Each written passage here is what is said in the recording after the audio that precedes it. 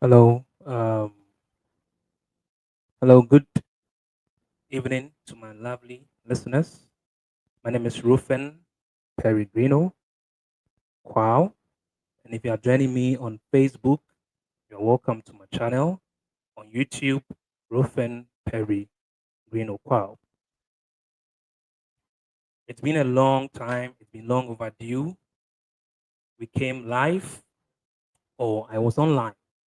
So I decided to stream or to give you a back to back insights on how to travel abroad if you want to use the educational route, the visitors visa route, the work visa route, or even through internships. All right.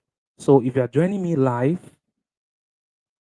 from YouTube, Facebook, or X, kindly grab a pen and a paper whilst I delve you through the process, the pros and cons on traveling abroad.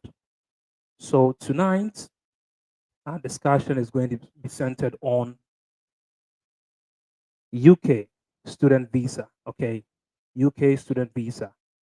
And we have here with us a brother, a friend who I respect so much.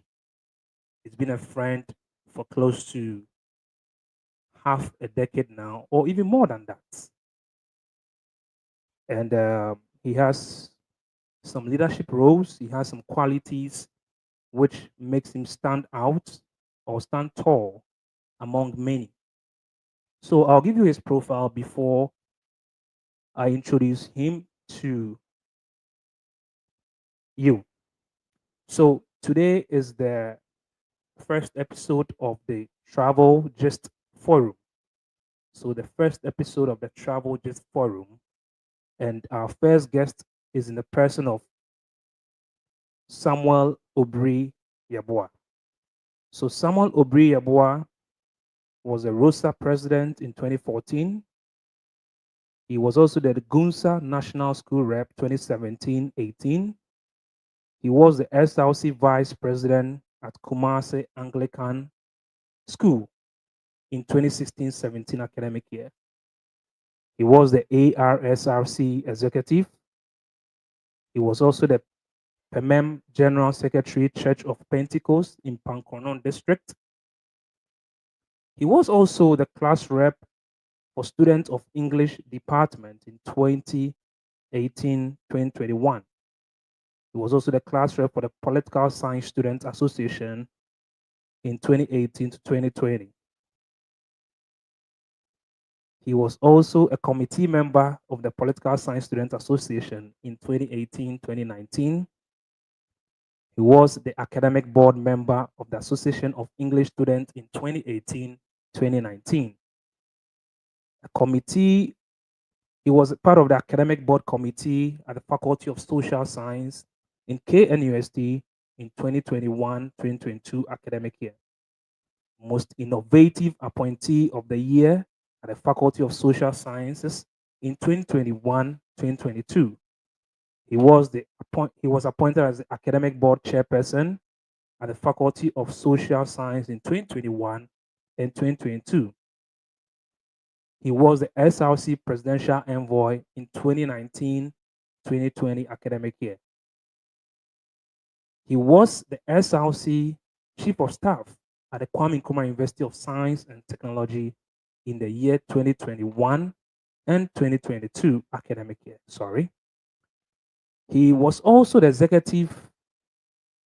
He was also an executive of the year, serving as the president of the National Service Personnel Association at Old Tafo Municipal Assembly in the year 2022-2023.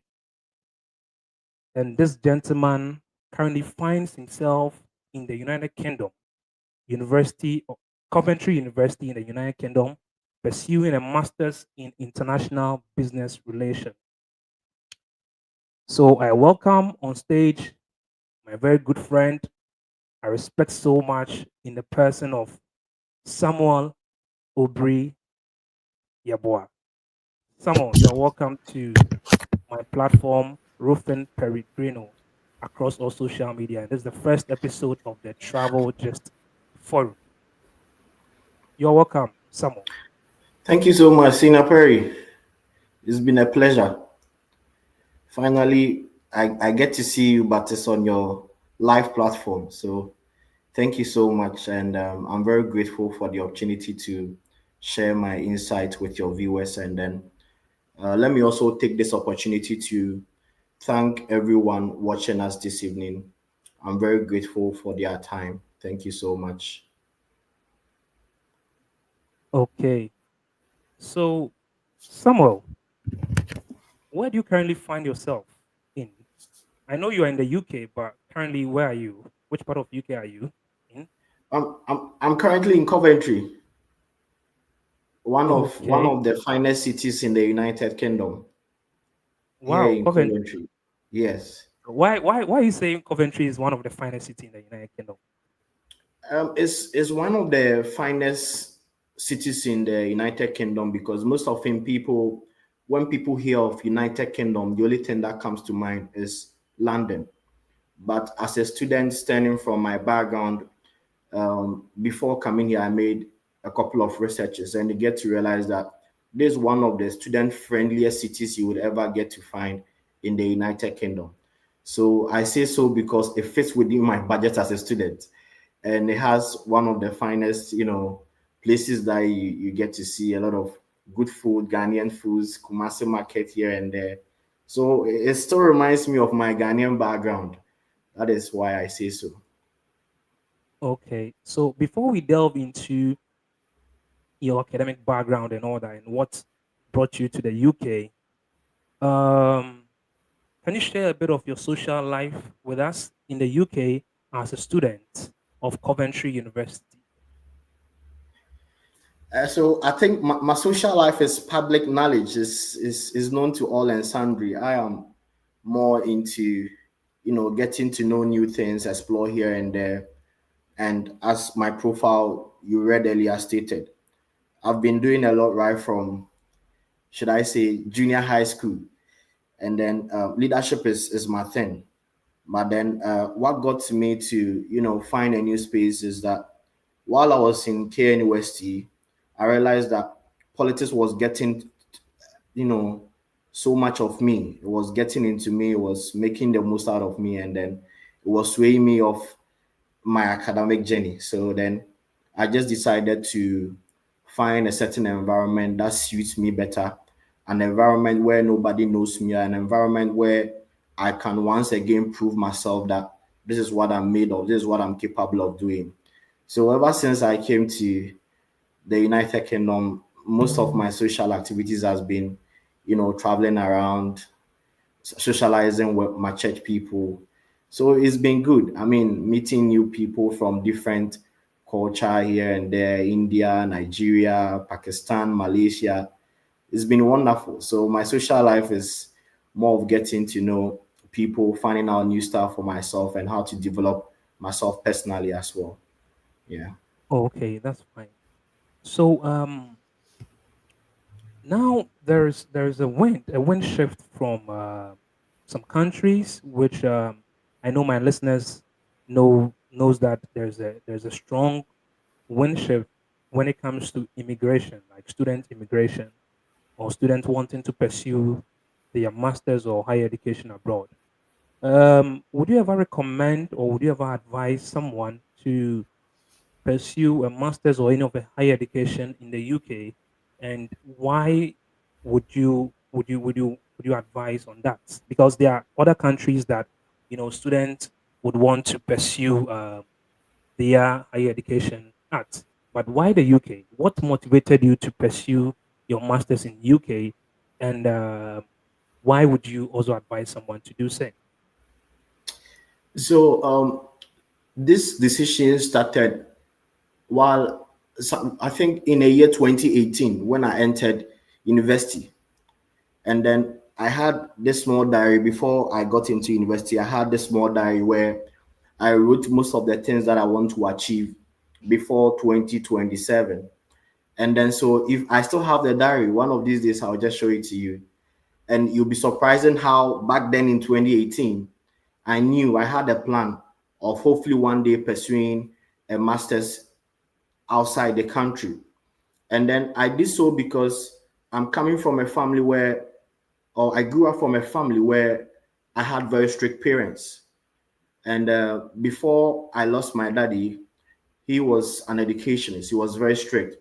So it's been something that, the planning has been there. I remember growing up, he would lock you up in a room we had a library in the house where he would lock you up in the room to, read some one or two stuff. And then spanning from 2018, where I wrote some of these life goals there, I realized, just as I said earlier, as part of my introduction, that while I was in KNUST, politics got the best out of me to the extent that I knew I was in school to study, but I felt my whole life was revolving around politics. So I didn't really perform to a certain level where I wanted to be. So I decided to challenge myself, but I wanted to challenge myself in a free and fair environment, in an environment where I wouldn't be able to engage in any social activity, but rather focus on my goals, my academic goals as human. And then I chose the UK because most of my mentors that have been, following people that I've seen in higher positions, they've had their educational life in the UK as well. That was one. The second thing that I looked at was the reputation. The educational level here in UK is very, very high and is widely respected and acceptable globally anywhere you find yourself. So those were some of the motivating factors that led me to study in the UK. And another thing that I considered was also because of the visa processing time. Unlike the United States, unlike Canada, the time duration given for students who want to study in the UK is very limited. So it has to at least at most 3 weeks for you to get a decision. But Canada, I have friends who applied to Canada as at now, they still not receive decisions on, their visa. So it was the visa and also the environment. UK is, a very friendly environment for people who would want to, study. So it was one of the things that I considered as well. And also, is the culture is widely, is mixed. Let me say, it's a mixed culture. You have people from diverse background coming together to study here. So I did all of this research and I realized that it was fitting my preference, and then I opted for it. Oh, okay. So Yeah. currently, you said you are with Coventry University, right? Very well, yeah. And which program are you pursuing? Yeah, so I'm currently studying international business management. So why international business management? Why are you pursuing such program at Coventry University? So international student management, international business management, because growing up, I've been more of a business. I have a business background at a very young age. Back in senior high school, those who completed Kumasi Anglican, I went to Kumasi Anglican anyway. I'm a proud disciple. So shout out to all the Kumasi Anglican students on here. So back then in senior high school, I was doing some business stuff. I want to make more money. I mean, everyone wants to make money, but I want to make money. And then back then in senior high school, I remember there was this government teacher. He was called Otunfo, who used to give me some names. That was where I got the Obi from. Although my daddy was popularly known as Obi, but then it was associated with certain brands of myself. When teachers start talking about, oh, let's give some examples of companies, I just go like, oh, OB company for shoes and stuff. So back then in senior high school, I went to see one man in a Doom back then, KGTI, a Doom KGTI, and then he was making shoes, locally produced shoes.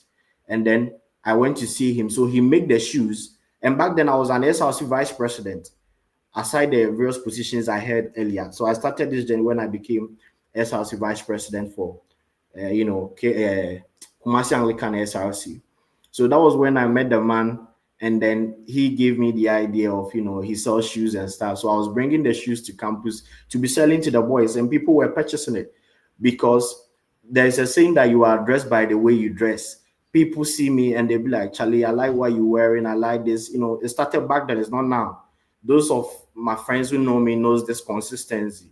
I've always been looking this good, not because it's not a bluff or something, but it's part of what I want to people to see. You get it? So it started back then. So I've always had this idea of doing something business wise to make money. And then fast forward back in K University to when I completed, I started this Kelly business. It was I dubbed it Wow, you Kelly started Masters. Clearly business on campus. Yeah. I started Kelly Masters. You know, Kelly Masters. I got the inspiration from Chris B. There was this time I had a conversation with him, so that was where those things ideas started. So I started it, but then Yeah, unfortunately the Chris lady, B. Is it Pizza Man? Pizza Man, yeah. Okay, okay, Back then I used to speak with him often because I mean he was one of the people, growing up back in K University. If you're a businessman, you were looking up to him because as at then he was there and he's still there. So that was where I got that inspiration from. So I realized that no, I can do something with business. I can do something, in that field. So why is it that I don't, you know, establish myself with the knowledge, inquire more about it by educating myself better. So I just decided to, let me opt for international business because if I want to do business, I need the ideas. I need to understand what goes into it so that I'll be able to become a successful businessman. And if I want to establish a business, I don't want it to be just any local business, but I want to spread it across. It should be an international business where, it will fetch me more money. So one of the things I was also looking at was Ibrahim Mahama.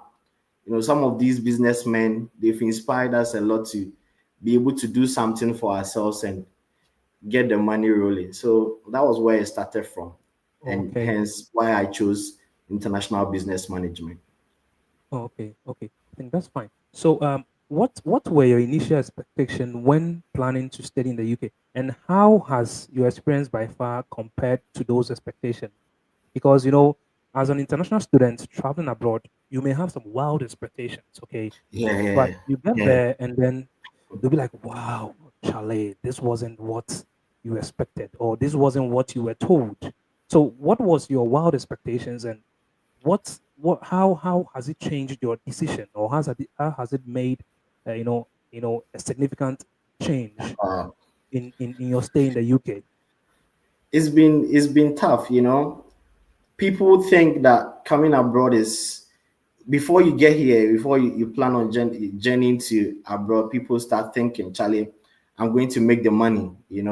Although you are going on an academic journey, but then there's this expectation that once you get abroad, you are rich, you're a billionaire. So people think the people here or those of us here, we find it easy. We're just making money here and there, but it's never so. Before that, I used to think, oh, Charlie, when I come here, I'm gonna work, although I'm studying, but I'm gonna do the part-time jobs. Start in the morning, do 2, 3 jobs and here and there. But it's never like that. I go here and I find out that what I was thinking that it's easy to find jobs here, it's easy to do some 1 or 2 things here. It's not how you see it when you're back home. So most often I see on the internet people say that you can for the omoye prepare here and there. It's not like that. The people here, the people here would want you to give them a reason why they should give you their money. It's not like the Yeah, Ghanaian mentality anymore because the money here doesn't come easy. You need to work for it. You you wake need to up work at for it. 6 a.m., go to work, you know, close around 6 in the evening. Then someone working from 6 a.m., closing at 6 p.m. in the evening would also have to rest for like some 2, 3 hours, go for a night shift at 10 p.m. and close at 3 a.m. And when you ask such a person for money, it shouldn't just be, I'm giving it out. I mean, it should be backed by a reason. People should, but the Ghanaian mentality is not like that because they Yeah, think, once you are abroad, you have money. So these were some of the things I was thinking that, once I get here, it's gonna be easy, but it's never like that. And one thing that I would say is that it's just been the grace of God. It's just been the grace of God. So anytime I get to tell people or engage people, what I tell them is that, see, if you're a Christian, if you are serving God, serve Him well. If you're a Muslim, you are serving Allah, serve Him well. Because without a spiritual background in your life, without a certain spiritual base in your life, you cannot make it. You cannot make it. I wouldn't come here and give you just the book gist, but there is also a need for, a spiritual covering to receive favor here and there, because people come here without knowing the next step to paying their fees. I paid over £20,000 for fees in total. Wow. But yes, How much was your tuition fee? The Coventry. £20,000. And before I go here, I had no idea how I was going to complete that payment. Survive. So I was thinking you had no it's idea gonna how be you were going to survive. But then you made a tuition deposit payment. Yeah. Right? So the deposit was £4,000 out of a total of £20,000. £20,000. Wow. Yeah. So it means So out of £20,000, I paid £4,000 to be able to get the CAS letter to be able to process my visa. Oh, okay. So I was coming to the UK, yeah, I had only paid £4,000. And you had no ways and means to pay the remaining 16,000. No. Wow. So how did you survive? But then you've paid your 16,000, right? Yeah, I'm done paying. That's what I'm saying. Was it? How magical was it? How magical was it for you to pay your 16,000, the remaining £16,000? It wasn't easy. It didn't come easy. So it's one of the reasons why, when you decide to travel to, that's when you realize that there are a lot of family people who are going to give up on you. There are a lot of friends who are going to give up on you. Even your own family, they are going to give up on you, not even an uncle or whatever. So staying here also taught me that life is all about you, and you. So it's just that's where the issue of spirituality comes in. The issue of so do you mean that I'm not trying to cut you short here? So that's when spirituality set in. But in this case, pay your fees. What has it got to do with spirituality? Because I'll tell you this. The very first day I got here and I went for an orientation. We meet students for an orientation. And then there's this guy I met back then during the orientation. He looked at me, I was like, who are you? What's your name? So I spoke with him and he's like, you look like some big man B. Who are you? So that was where it started from. You're actually a big man. You actually a big man. I mean, I get it from that point. But this country will humble you to a certain level where you never imagine. So I met this guy, and then he was like, I just want us to be friends. I don't know you. I don't know anything about you, but I just want us to be friends. So through that friendship, and you see, before I came here, I also didn't know much about the payment system and all that. So my family got student, me right? You said, sorry? As a student, the payment system, you don't know how I was going to pay. There's a portal or an online portal where you are supposed to pay your fees through. I didn't know how to go about it that much because it was more advanced. So I met this guy, I gave him the money to pay for me, and the guy duped me. I gave him like £4,500 to pay so that I'll be able to cater for the 8,000 and at least be able to register. So before you pay for the £4,000, the 4,000 deposit you pay will get you the cash letter to be able to process your visa. And after you've paid that £4,000, before you'll be able to enroll officially as a student to start going for lectures, you need additional £4,000. Wow. So that £4,000 that I was supposed to pay, I gave it to someone to pay for me, and I never heard from the person. All because were you ignorant or you didn't want to ask? It's not. You see, it's not like I was ignorant. I had a very good relationship with the person, so I never thought, oh, this person would be, would do that to me. But it happened. Some of the unexpected stuff that happens in life. Yeah. So back to the issue of spirituality. Okay. When I met the guy during the orientation, I spoke with him about what has happened to me. And he was like, see, I don't know you, but I feel your pain. And then let's talk tomorrow. So he not knowing that after our conversation, he spoke with the mom back then in Ivory Coast. And then the next day, he got back to me saying, I don't know you, but my mom gave me £5,000 to give to you. See, I didn't know this person from anywhere. My first time meeting this guy was at an induction, an orientation service. And then after he got to hear about my story, he said, I spoke with my mom and my mom says I should give you this 5,000 pounds.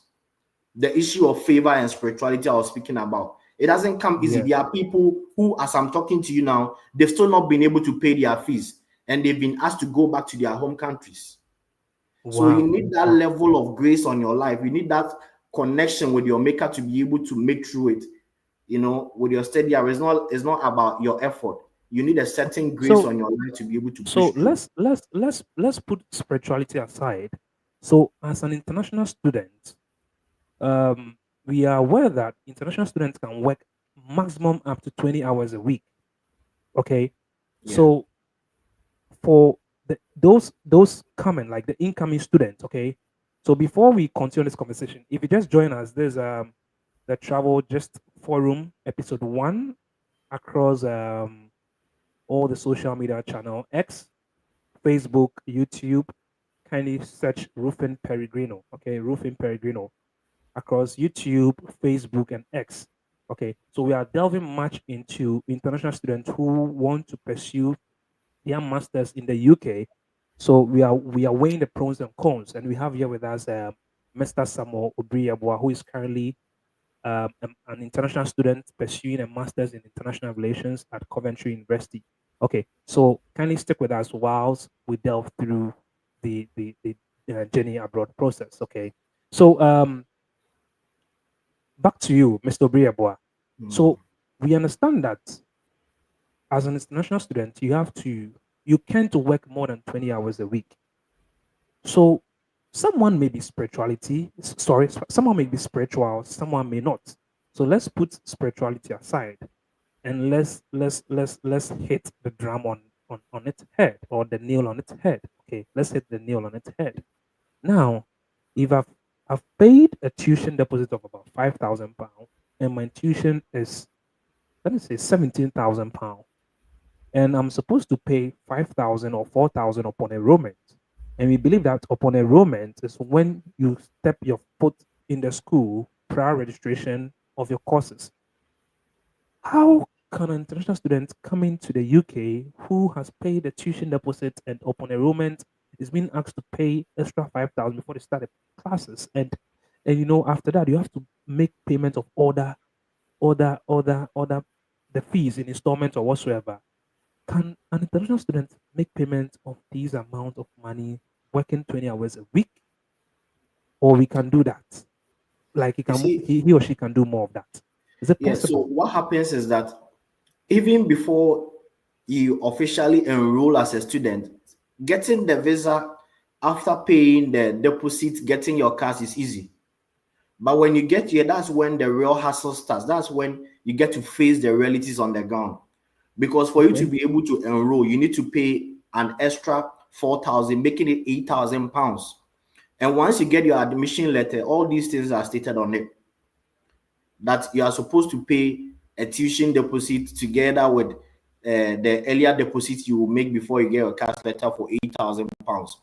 And then even before you'll be able to start working, you need what we call a BRP. The BRP is the biometric residence permit.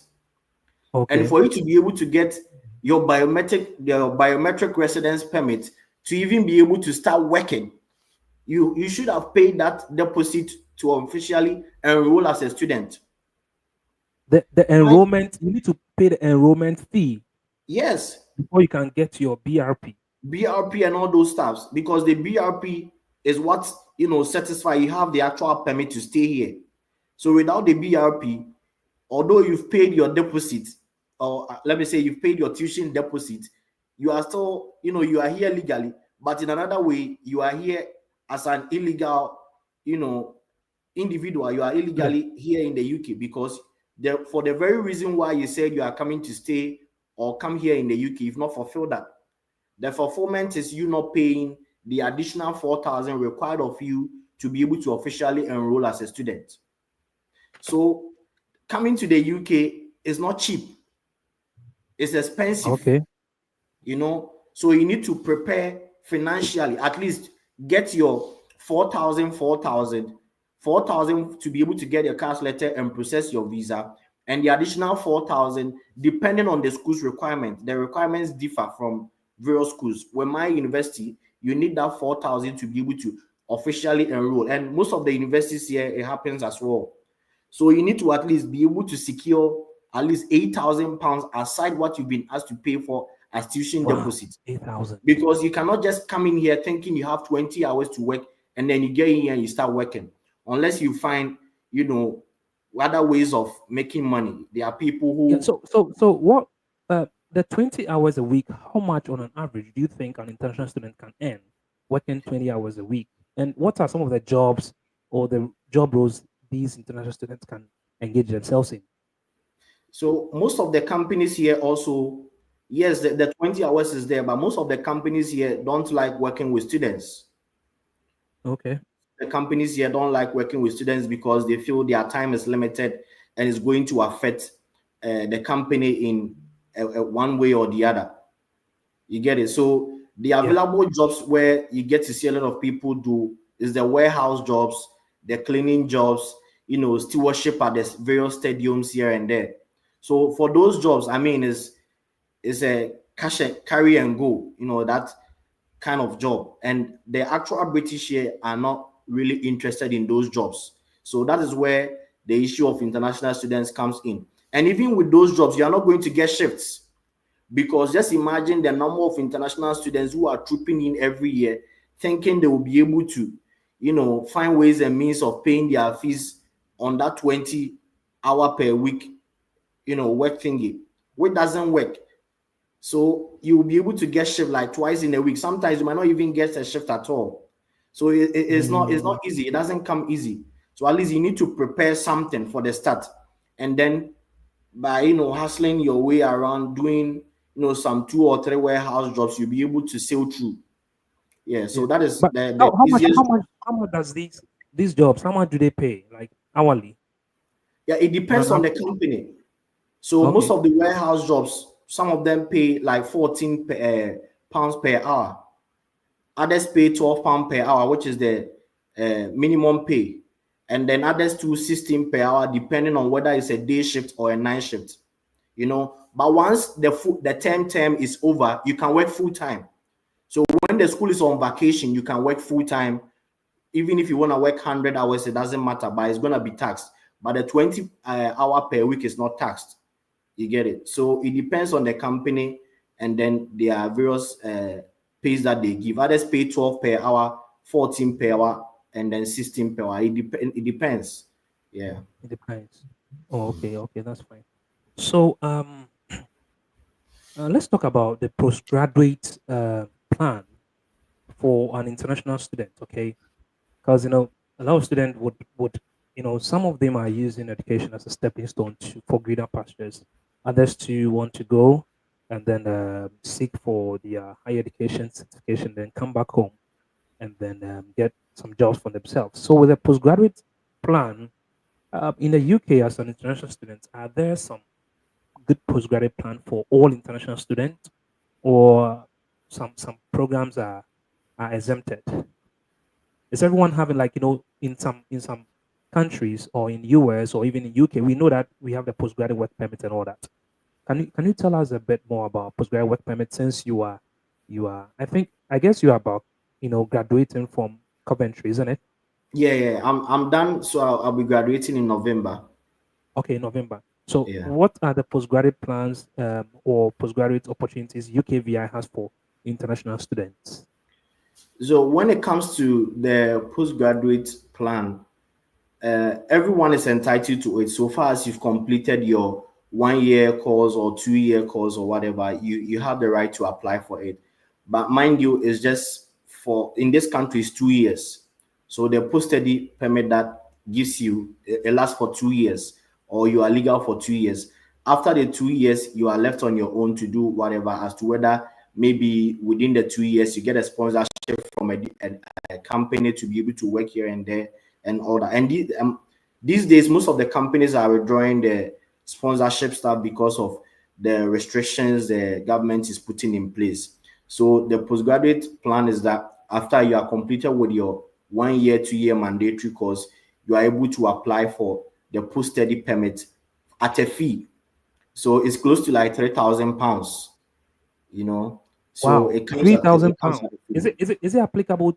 Is it applicable to all students, or some students pursue different Oh, programs? it's Or applicable to all students. I mean, so far as you come in as an international student and you are done with your program of study, you've completed it successfully, you've graduated, you have a certificate to show for it that you've completed it, you are good to go. And also, what they do is that they check attendance. You know, there are some people who come in and then they decide not to be going for lectures. They check attendance. Here, they use a biometric attendance system that is being monitored by UKVI. So you cannot just get in and think, oh, you find your way around with work. You'll be working overtime. If you start working overtime, they will know. They will send you an email that you are doing overtime as a student. You are not supposed to go more than 20 hours. And so when the time comes for you to apply for your post study, they can decide not to give to you because you were working overtime and you were not attending lectures. You know, so that is how it works. yeah. So after post study, which is we understand that the post study, we pay for it. We pay for it to get the post study and all that, with the visa and all that, fees and all that. So after the 2 year post study, if one doesn't get any sponsored job, does it mean that, as an international student, you need to go back to your home country? Are there some opportunities for students who, after the 2 years of their post study, they want to stay in the country, or something like the ILR, the indefinite leave to remain and all that?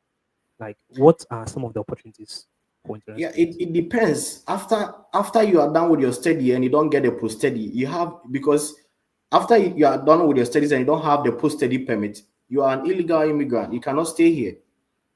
So the indefinite leave to remain is not given cheap unless maybe, I mean, the other ways and means people find to get their document. Maybe once you were studying, you got to meet someone who, a lady, if you're a guy, you got to meet a lady you fell in love with and you think the lady is a good partner for you, and the lady has her permits, and then you can, discuss with her to be able to.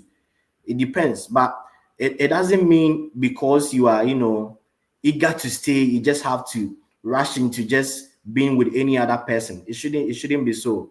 So that is one of the ways, I mean, people do. I wouldn't do that, but that's what people do, irrespective of, because of the kind of pressure that gets to them when they are on this, sort of pursuit. So that is what happens. Yeah.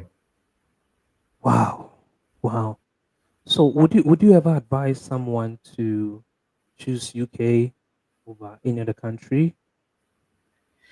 See, Because we are some are looking at the, the postgraduate permit, the opportunities and all that.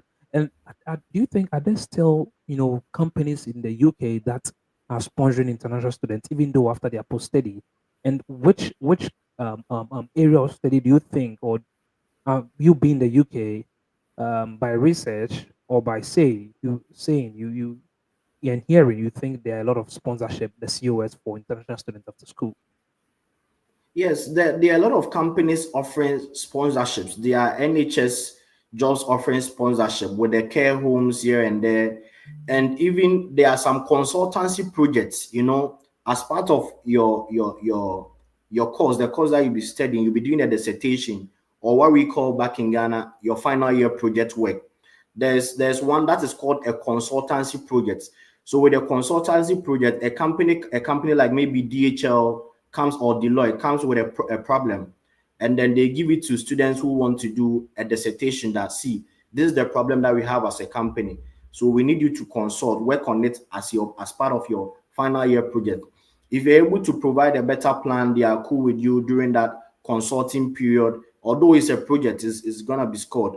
If you're able to, project yourself better, do something that is going to fit within their system, why not? They can offer you that sponsorship. You get it? But what I'm trying to say is that within the 2 years of you getting your permit, there are so many companies who might offer you sponsorship, but it comes at a fee. So you need to perform or do something extra to be able to get it. Although, like I said, there are some care jobs that offer sponsorships here and there. You can opt for it, and the other companies that offer for jobs. But these days, if you look at Indeed here and other platforms offering jobs, they specifically put on their platform that we do not offer sponsorship, because the number of people here are becoming numerous. So it's difficult to cater for And these days, what they do is that they offer contracts. Even if you are not going to get where they offer contracts, maybe 6 months contracts, 3 months contracts, though that they avoid the issue of issuing sponsorship to workers. So things are changing here. It's not like how we used to see it. And it was one of the things I was expecting that we've all been disappointed by when you get here. So it's part of the journey. Yeah. Yeah. So why I think a lot of some students also use it as a stepping stone to get to a different country. Would you ever think, migrating to a different country would be of a plus or benefit, or you as an international student you have a value for money being in the UK, and maybe you wouldn't love to pursue a second master's in a different country or in the same country, looking at the immigration, the route, or the early route, or quicker route in getting your permanent residency. So what I would say is that when you are in the UK and you're applying for a visa to other places, it's easy because I mean the UK is there. People, respect their system here and there. And what I did was that when I got here, I applied for a Schengen visa. I mean, I've been to a few Oh, you have countries. you have a Schengen visa. You have a Schengen Oh, yeah, visa. yes, I do. Wow, was it that easy? Yeah, it's easy. I mean, because Okay. you have a sponsor, your university becomes your sponsor. So once you apply for it, you get a sponsorship letter from your sponsor, which although you were a student, but you get a sponsorship letter from them, and then they're able to back you up that, oh, see, you must have paid your fees in full, to be able to get this easy access. So I got a Schengen visa. I've been able to go a few places here and there, still planning on exploring. So it's Then easy. I So believe maybe I through believe I believe in the coming years or in the coming few months, you definitely join us to watch the World Cup in the US and in the Canada. hopefully so. Hopefully so. We are praying. We are praying so. I mean, so Yeah, that's one of the benefits you get because once you are here, doing some of these applications, especially as a student, is easy. But once you are done with school and you still want to make some of these applications, it becomes difficult because they get to think that who has paid £20,000 to come and study, paid in full, will get a Schengen visa, go or get a visa to Canada, US, and wouldn't want to come back. It wouldn't make sense, so they give it to you. You get my point. So these they are give it some to of the you. benefits. So coming to the UK is not cheap, it's money. You need to prepare financially because Yeah. a lot of people are going to disappoint you. Family members will disappoint you. I So you mean, need to some people say, hustle it. "Oh, me kwa me uncle wa ha, me auntie wa ha, or me ko, or be shia me, or be hume, or be mama kakra ni ade." You know, I know the Some disappointment. some uncles will do that. Some family members will do so, but most often what I have experienced so far, it doesn't work like that. It doesn't work like that. Trust me. You before I wouldn't want to make it personal, but you might get to know people before coming here. You get here, you call them, and they don't even answer your calls anymore. you know Yeah, Someone that maybe way back in Ghana you were helping, way back in school you were doing something for, you get here and they don't even mind you anymore. I remember when I got here, I called a few friends that I knew. Charlie, I'm here, I need assistance with this. There's not even financially, but just to even get an idea of how to go about they don't even want to help you because that they feel like you might overtake them in a certain field. How ill-minded some people think that, oh, because in quote, yeah, ill-minded, how some people think that, oh, because if they yeah, help you, you'll be able to figure yourself around, and then they decide not to help you. And when they see you making it, they get back to you and they be like, hey, Charlie, I saw some of your pictures. You went here. How did you do it? And yeah. sometimes you wonder why. That we are Why? humans. Yeah, The little thing you can do to contribute yeah, your quota towards the development of others, you don't do so, and you wonder why. But some people too are very good. I remember one senior. Shout out to Abraham Lincoln. He's been very good to me. And then although I hardly speak with him, but the very first day I got here and I had an issue, I called him. He responded. He said, "Charlie, why not?" A few people will do that, but most often the percentage of it happening is like 10. it's like 10. Just Yeah, just a 10. few, just a few, just a Yeah. few. The disappointment it will hit you so hard, and you'll be like, no, you want to go home. You are feeling nostalgic. Charlie, I'm telling you, it's crazy. It's crazy, you know, It's not easy. I know. crazy. I know that kind of feeling. I know that kind of feeling. So if you just join us, kindly stick with us whilst we walk you through the UK, what you need to get, or the document or whatsoever, monies you need to prepare for if you want to pursue your masters in the UK. And if you are about applying for your visa, how much you need for your IHS and all that. Because as an international student, it's not UK is not like the US or Canada where you get to the country before you pay your IHS. Okay. With the UK, you pay your visa fee, to pay your visa fee, and then you pay your IHS. Okay, so your IHS is paid whilst you pay your visa fee. You are submitting your visa to the UKVI through the VFS Global. A few years ago, you used to submit through the how do you call it? Moving Pig, sorry, at Yeah. Accra, but now you do that Fearless. through VFS Global at Grand Oiman. So I'll share my screens with you, with my viewers, whilst I have some Odriabwa with me, so that we peruse through the UKVI website, the monies you need to prepare for, like all that you need. Okay. So let me share my screens with you, those watching me. And after this call, those who want to pursue the masters in the UK, kindly send a hi. So if even if you want to share a comment, you want to share a thought or comment or whatsoever, your view on this discussion, you can go to the comment section below. I dropped a link there. If you want to join this stream, you want to join this live stream, I'll just pick you up and then add you on stage so that you can share your thoughts as well, being a prospective student or an international student already in the UK. Okay, so let me share my screen with you. Samuel Briabois, please stick with me, please. All right. All right. Um, I don't know if you can see my screens, my cherished viewers and listeners. Okay, so as an international student, if you want to pursue your master's in the UK, so we have the inside London and then the outside London. All right. So now you need to present a bank statement. Okay, that's a proof of funds, and this proof of funds needs to be in your name or your guardian or your parent. Okay, with UK, you can't have a proof of funds in your uncle's or any other relative's name. It should be your father, mother, guardian, or yourself. So even if the money is in your relatives like uncle, auntie, or whatsoever, it's advisable that they transfer the money into your account. The money needs to sit in your account for a minimum of 28 consecutive days.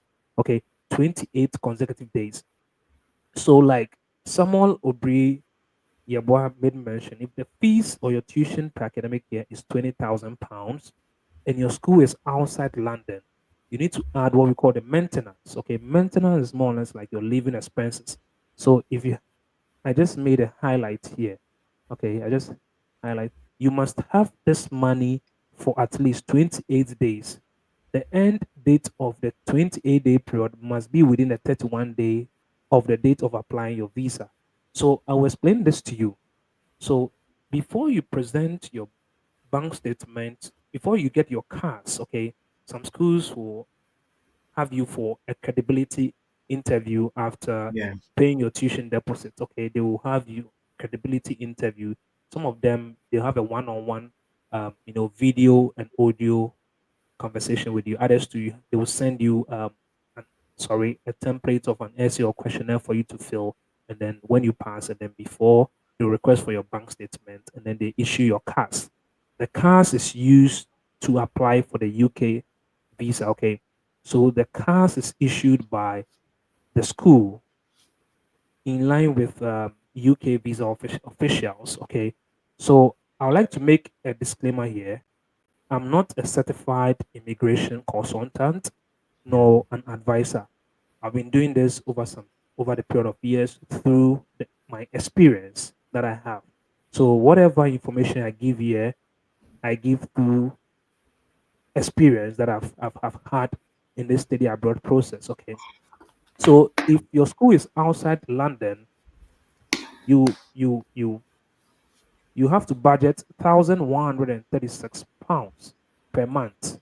You multiply by 9 months, and then you add it to your tuition fee. Okay. And then you provide a proof of funds of that. You send it to the school, and the school will issue your cards. So Coventry University is outside London. So this applicant prepared £1,136 per month, multiplied it by 9, and then added it to his tuition, and then sent the bank statement or proof of funds to the school. And then the cards was issued to him. Okay. Please, I would advise you desist from statements that are forged or manipulated by other individuals. Okay. Yeah. If your school is outside London, sorry, it's inside London, you prepare £1,483, you multiply by 9, you add it to your um, tuition, and then you present the bank statement to your school. All right. So let's go down. If you are pursuing a 1 year program, you are required to pay a mandatory IHS fee of $1,100. Okay, it's when you go on the portal, it's about 757 or so pounds. But then when you are key in your class start date and your end class um, date, you realize that it is more than 1 year. For those who already have your cards, it is more than 1 year. So the extra 3 days or 4 days is they do a top up or add on the 752 pound or so. So at the end of the day, they slash that 752 pound by two, and then they add the 300 to the 700. So your 1 year IHS shoots up to about 1,100 or 1,050 pound. Okay, don't it shouldn't baffle you. Okay, why? Because the system is built in a way that when your program is way beyond, or even a day after the 1 year of study, they add half of the cost of the IHS to it.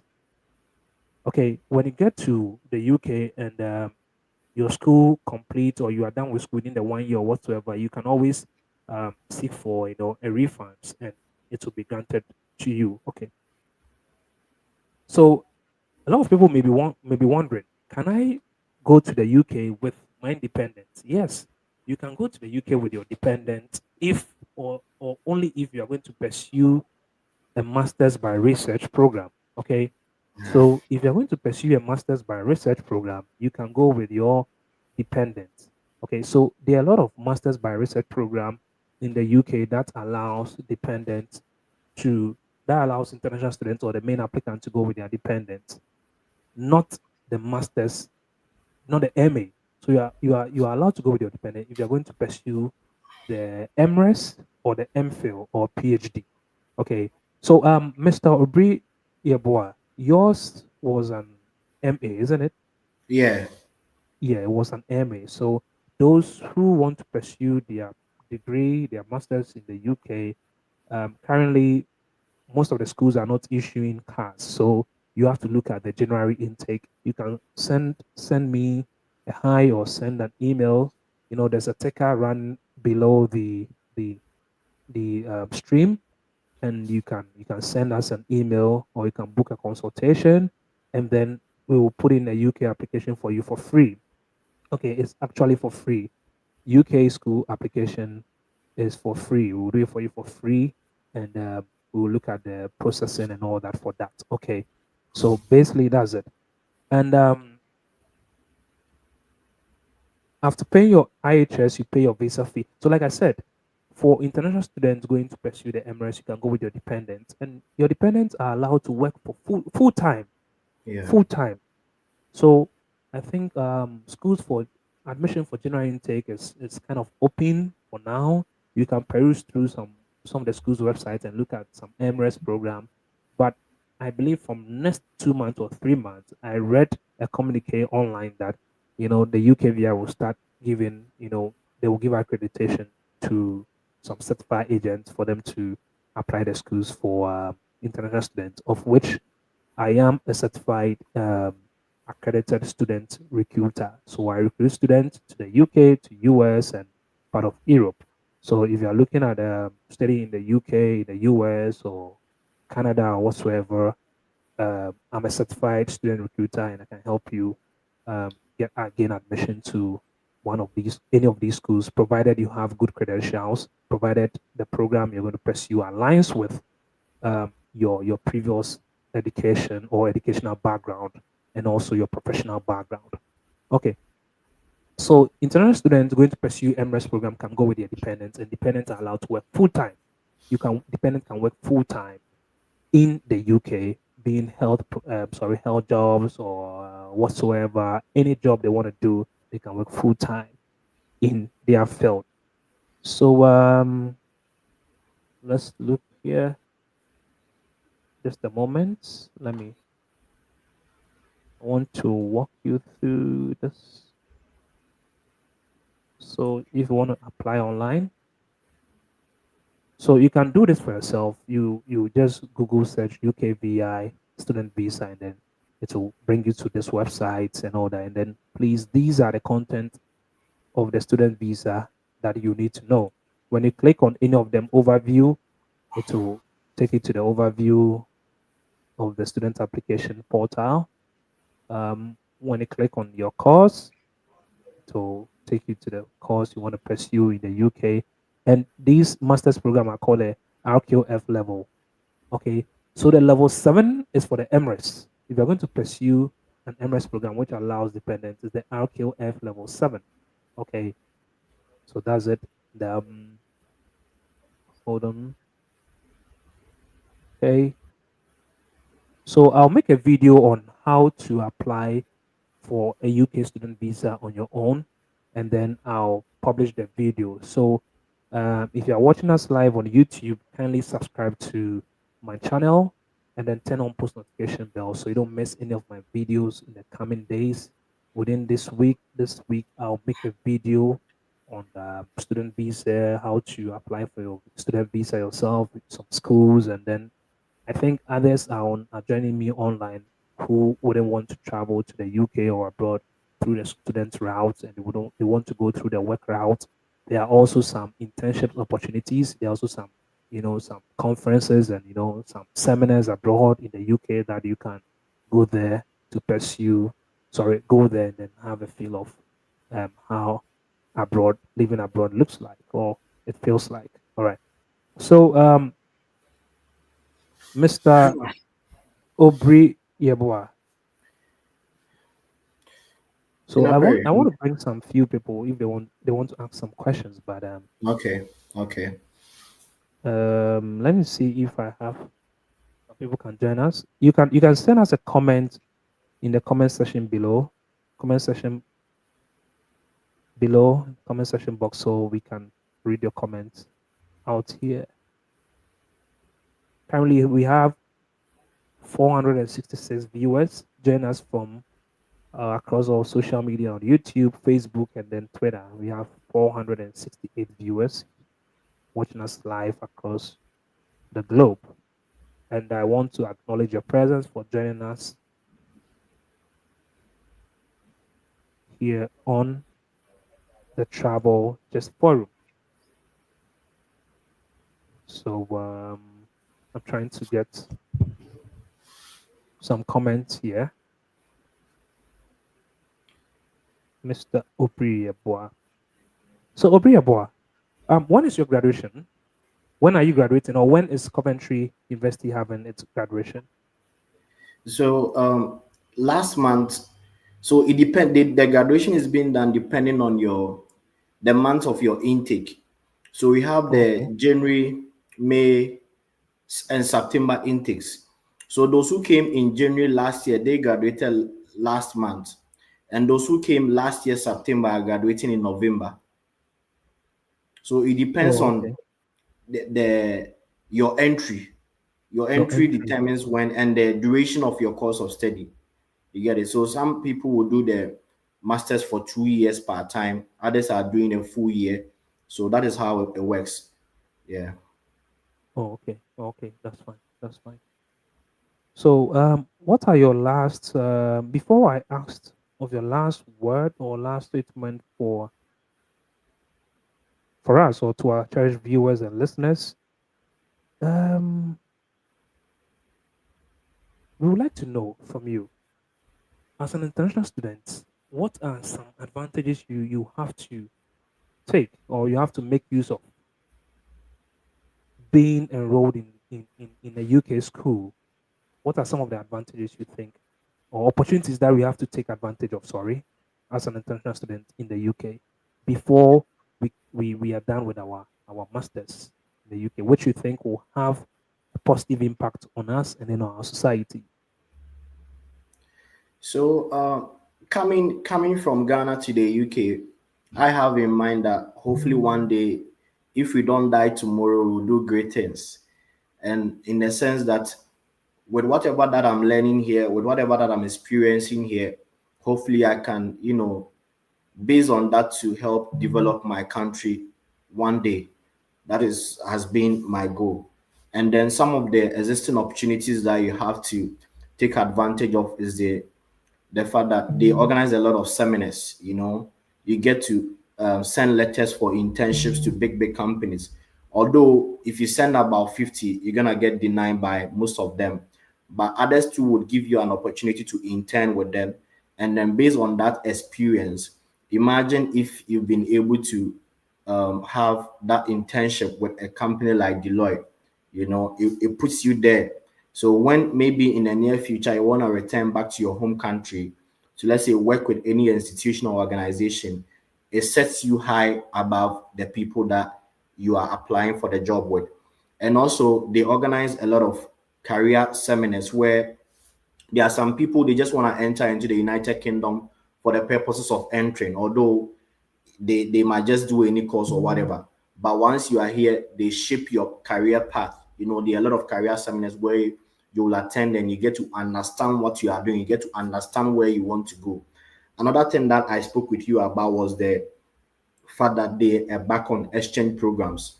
So I think 2 months ago we were supposed to go to France, but due to some one or two reasons we couldn't. Later we You're were fully able to. fully fully sponsored by the school, right? Fully sponsored, but it depends. Some are fully sponsored, others too. It's cheap. I mean, it's cheap anyway. You wouldn't pay the actual amount you were supposed to pay if you were doing the application back from your home country. So if the school is sponsoring, the only thing maybe you might pay for is maybe just some £200, £300, because the school is your sponsor, he has to cater for you.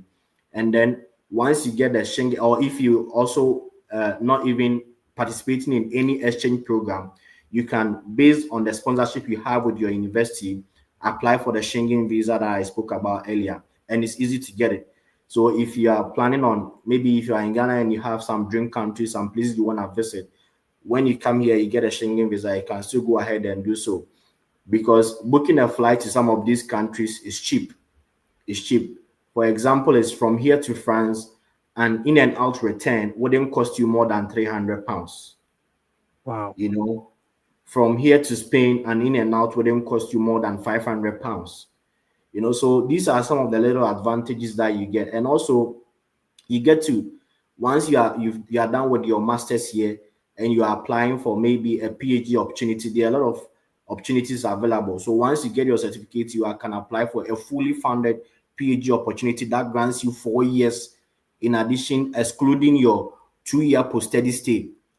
That is one thing people also do. So it's not always about the indefinite leave to remain. It's not always about that, but people also look out for PhD opportunities. There are some people who came here to do their masters, and while they were doing their masters, they found an opportunity to do a PhD. So they dropped the Okay. masters and then they shifted to the PhD route, which is 4 years.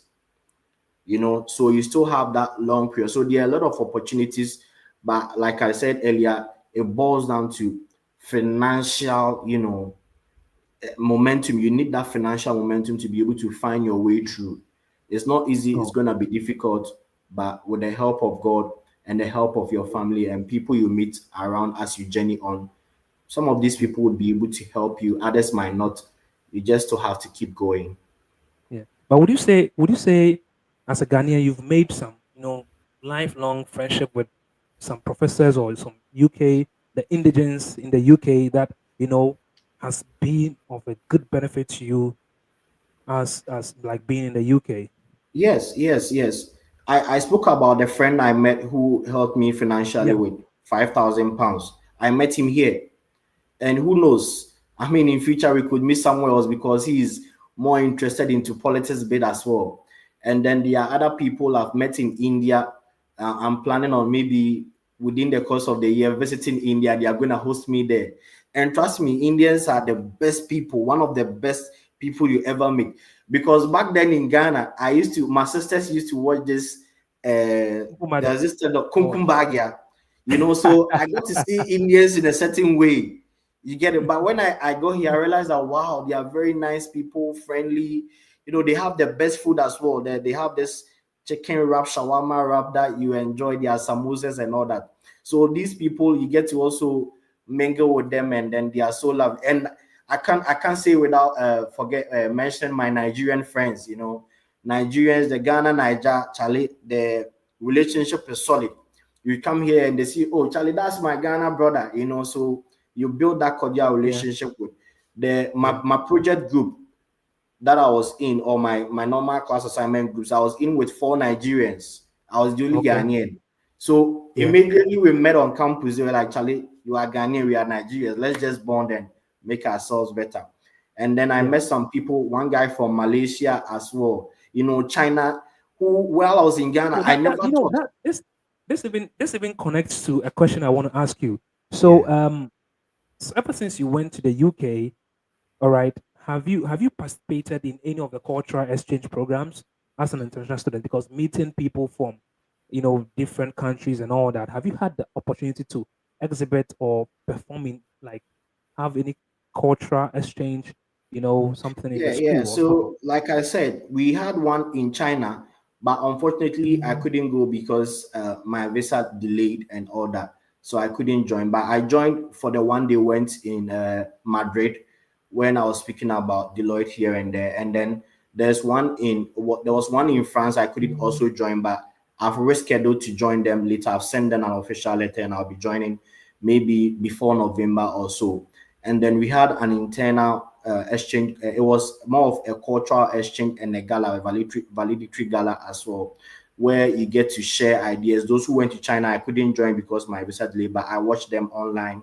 And the things that China is doing is crazy. You get to understand why they are the hub of development. They are on that peak level and competing now with the US. So it's great. You get to see a lot of things. You get to understand what goes on. And since I came here, I've met a lot of Chinese. You get to experience the way they even think, and it's so marvelous. So I got to understand why people say travel and see. Travel and see, travel and see. It makes me remember, the early days, it was in the 2014, 15. No, it wasn't 2014, 15 when I was in KNUST. This lecturer of ours, Mr. Apia, you know, he he used to teach us basic drawing and all that. He'd be like, Charlie, the vacation, so you have to travel, you have to travel. If you need an introductory letter, just come to me. I will take you to the dean Yeah. of students or whatsoever. Go and take the introductory letter. Because he always put into us that travel and see, because traveling actually, you know It opens you has up. yeah, and then it gives a positive impact on you, on even how you think, You your way think of thinking, exactly. and then your way of reasoning. Because if you don't See, in travel, this country, yeah, okay, once you yeah, start journeying here, it makes you start understanding how to be more independent. That kind of, when you're in Ghana, you rely on your parents for almost everything. It doesn't help your self development, your self growth. But once you come here, there's a sense of independency, the zeal. And I got to every time since I came here, there's never been a single day where I've not appreciated my father, although he's no more. But there has never been a single day. And then you get to see how mothers. Oh, in fact, my mom is watching.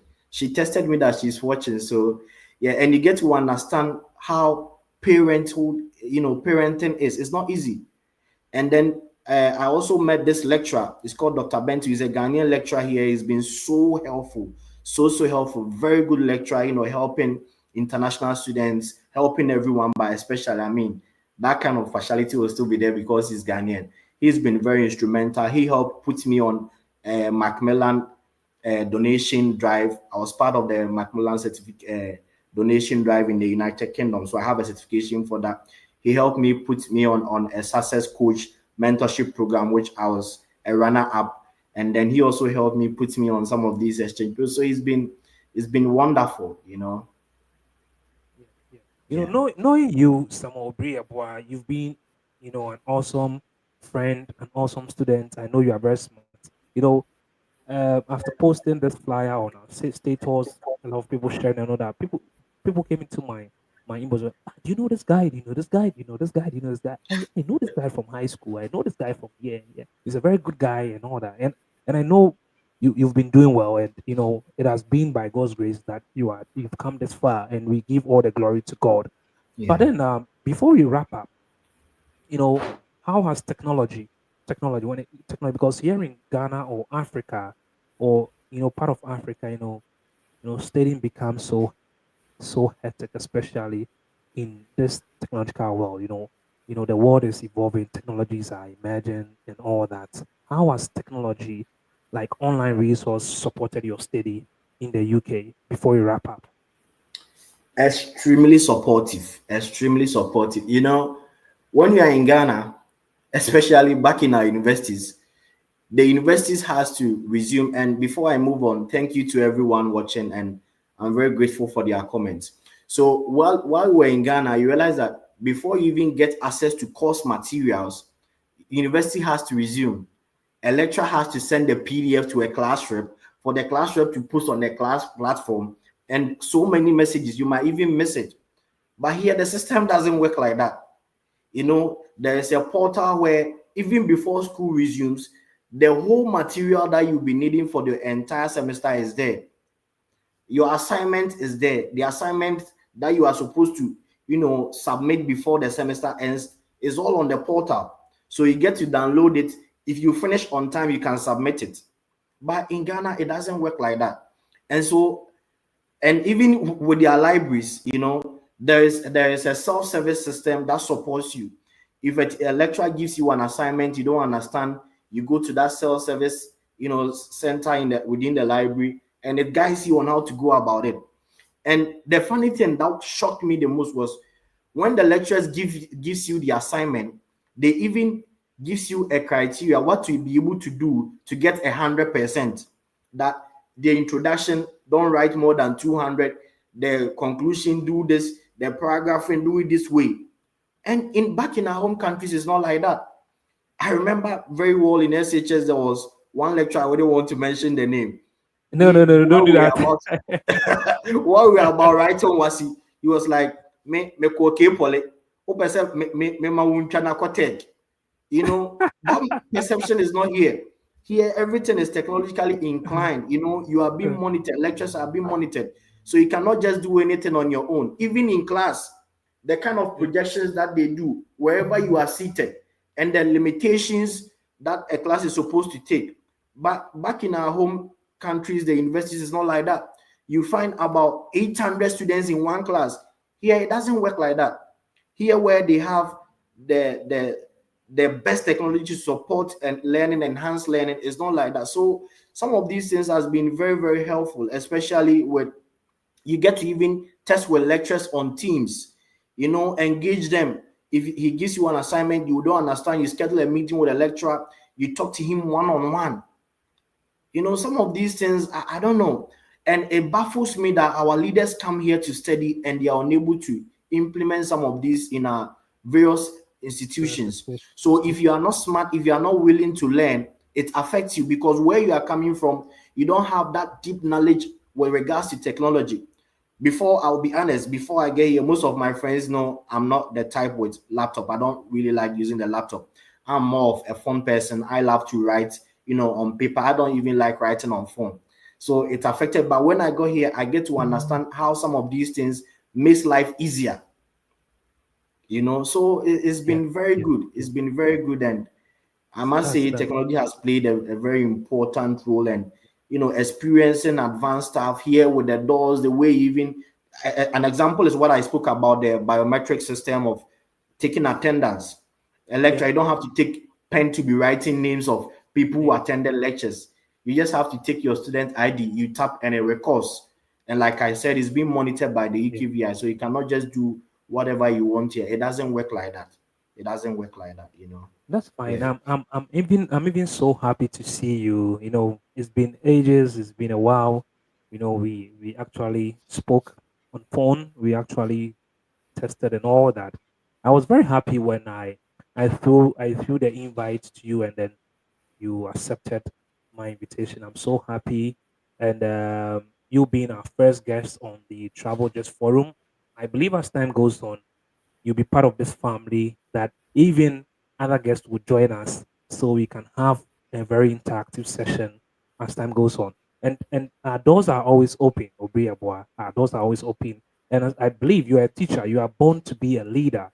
So born to be a leader, I believe you like to, you know, how do you call it? You like to transfer knowledge or impact knowledge into the young and upcoming, into those who are closer to us and all that. And we believe, transferring or impacting knowledge into our friends and the young and upcoming and those who don't have, it will go a long way to help us and make the world a better place for us all. Yeah, I believe in that so much. So what was the most surprising thing that you learned about in the UK before or after arriving in the UK? The So most surprising thing that you learn in the UK before or after arriving in the UK. Maybe somebody is has the visa approved and all that, or somebody's applying for his visa or her visa and all that. But then you can baffle the person's mind, or you can blow up the person's mind with some surprising things that you learn about in the UK before or after arriving there. academically, the system here is very good. I wouldn't lie. The system here is very good. You're gonna find it easy studying because the system here will support you to study. That is what makes it one of the best, educational systems you find anywhere else in the world. Academically, the system is very good. You get to, and as a student, they pair you with a success coach. Imagine going to school and you have someone motivating you to study. You are making yourself proud, but there is someone also motivating you to study, someone guiding your way through life. So one thing that surprised me was that bit of a success coach, because in Ghana it's not like that. You have to even You know, struggle your way. way back in uni, we never knew we had. Sorry to cut you short. We never Yeah. knew. I never knew I had, you know, um, a student advisor until I got to final year where I was writing my thesis, and they told me students Wow. have been paired to the student advisor, and you have to go and meet your student advisor and all that. And I never knew my student I'm advisor. learning that from you now. I still didn't know that exists. Yeah, and they told us that we were paid to the student advisor way back in first year, and they never even hammered on it. And students go You through know? the walls of the school and never knowing their student advisor they can walk Exactly. to, Exactly. share thoughts and ideas with and all that. So I believe as like you're saying, as an international student in the UK, having someone to coach you or a student advisor has gone a very long way to help you, isn't it? Yeah. And then apart from the academic bit, one surprising thing that is gonna hit you so bad is the issue of, issues of rent, issues of work. Because like I Wow. said, it gets to a point where you will not be getting shifts to work. So if you don't have a supportive family, if you don't have people who are committed to your well-being, you're going to suffer. And one important entity that has been, or one important thing that has been of very helpful to me on my stay here is my church, the Church of Pentecost. They've been instrumental with my stay here. You want They've to give a been, shout out? yeah, shout out to the Church of Pentecost, Coventry, PIWC, to all the church leadership and everyone. They've been amazing. They've been superb, and I thank them so much for the opportunity they've given me to, develop myself, and then they've connected me so well to God, and then enhancing my faith. So I'm very grateful for that opportunity, and I appreciate it. So that is on that bit. So you need to prepare psychologically that it's not greener here, Mhm. so that you psych yourself better for some of these things. Because if you don't do so and you think, oh, it's all green here, you're gonna achieve it all because you are coming abroad, see, you'll be disappointed because it doesn't work like that. So before you get here, you need to psychologically psych yourself up for some of these things so that when it happens, you get the tough skin to be able to sail through. And one thing that happens is that in this country is that keep talking. Keep talking. If you are going through something, keep talking. It's not like Ghana where you go through so many stuff and you are come here. The more you talk, the more you get people to help out with your situation. And it might not be a family member. It could be from your church. It could even be from your university, because there are counselors who sometimes counsel students. There are student union bodies who help students who are struggling financially. There are international student reps who can assist you here, and there are even lecturers. Some of the lecturers might help you so true. So keep talking. Don't suffer in silence. Don't keep anything in you. Make friends. You come here, make friends, build connections. Don't think, oh, this person is Indian, this person is not. Those people will help you understand the system better. And if you're a Christian, find a church, fellowship with them. You might find someone who is working in a church. The person could connect you to a certain company where he or she is working. That is how it starts. That is how life becomes easier. That is how we've all been able to sail through. So if you are coming thinking you'll be able to do it on your own, you cannot do it on your own. It doesn't work like that. And as you are studying, look for opportunities. Be reading more. Most often back in Ghana, we see posters we don't read, but here the posters you're gonna see are educative. The stuff you're gonna see could change your life. So you have to keep learning, keep reading, be looking around, be doing so many stuff, because those are the things that will put you up there. Yeah. Yeah, those are the stuff that will put you up there. I really like the fact that you are a staunch Christian, and by that you walk in faith, and God has always been faithful to you.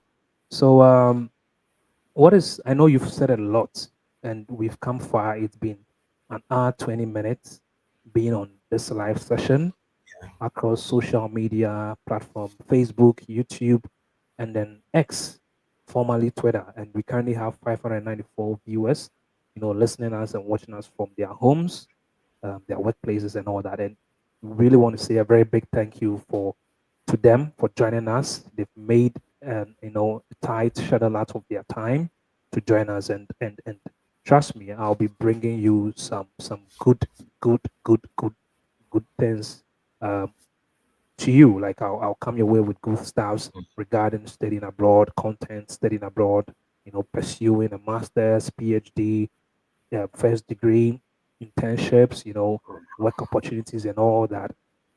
All that I want you to do is to just subscribe to my channel and then turn on post notifications so you don't miss any of these, content. All right. So, Mr. Samuel Obri Yeboah, an international student, um, soon to graduate with a master's in international business um, Management. relations at Coventry University. So we have now 600 listeners. Okay, they are watching you, across Facebook, YouTube, and X. All right.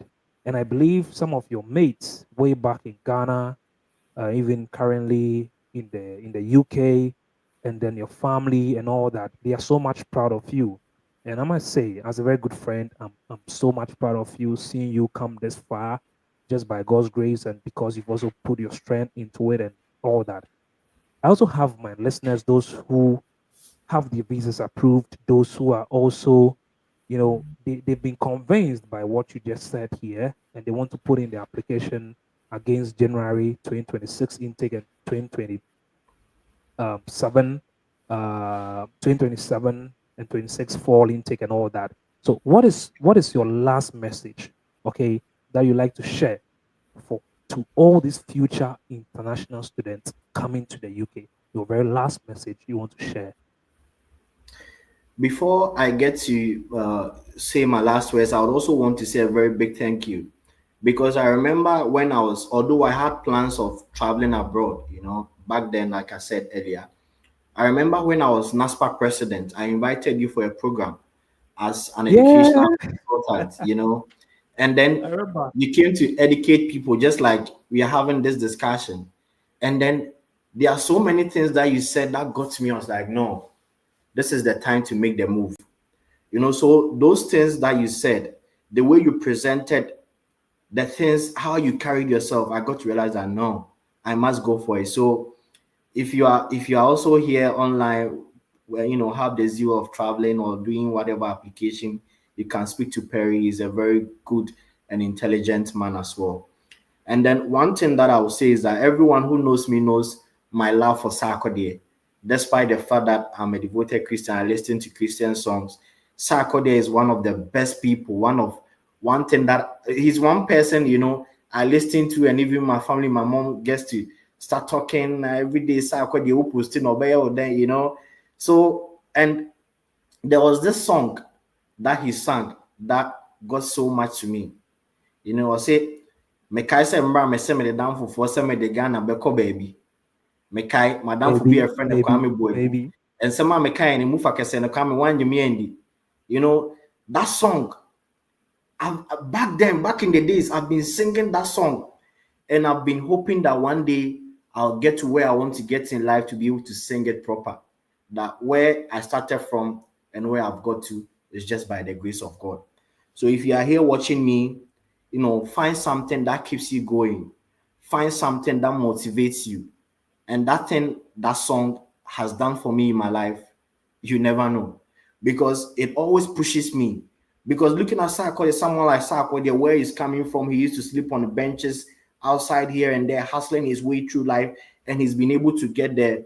It also gives me hope that a poor young man, who grew up from the streets of Pankrono in Kumasi, had hopes of one day achieving his goals. And although I've not got anywhere close, although irrespective of what I've achieved, I've not gotten anywhere close, and I'm here, I'm appreciative of it. So irrespective of your background, irrespective of where you are coming from, irrespective of whatever you are battling in life, irrespective of the spiritual problems you are encountering, irrespective of what friends are telling you, irrespective of what your lecturers, what your grades are telling you, you can still make it. Because if I was able to make it, you should be able to make it. Because the circumstances that compelled me to move out of my comfort zone and where I'm coming from, there was no hope. But then I built my hope in Christ. I built a solid rock on him, and he did it for me. So if you are here, you are a Muslim, commit yourself to Allah. If you are here, you are a Christian, commit yourself to God. If you are here, you are a traditionalist, commit yourself to whatever maker that you believe in, and they will order your steps. And then it's not going to be easy. I'm not going to tell you it's going to be easy, because the financial stress alone is going to drain you. But know that there is always light at the end of the tunnel for you. And if Samuel, has been able to make it, you can also make it. And I pray that whoever is awaiting his visa approval, whoever has his visa approved, God will show you through. You'll be able to make it, and then one day you will also sit here like I'm seated here, talking and motivating other people to strive hard, don't give up, and then God will do it for them. Thank you so much for everyone who listened to me. I'm appreciative of it, and I hope that one day, not disregarding humble beginnings, I'll lead my country. Thank you. Yeah, thank you so much, Mr. Samuel Obriyabwa. So before I pull down the curtain, I have a favorite quote I always say to my friends, whosoever I bring on my stage, to my listeners and all that. So the quote goes like this, and I think those who I always say this quote to always know what I'm going to talk about. Before you quit, you try again. Before you quit, you try again. And then I'll leave you with this scripture. That's Proverbs chapter 3, verse 5. Trust in the Lord with all your heart. Lean not on your own understanding. In all your ways, acknowledge all your ways, acknowledge him, and he will direct Direct of your of path. Thank you very much, Mr. Samuel Obriabwa, and we will catch you again another time. Bye. Thank you.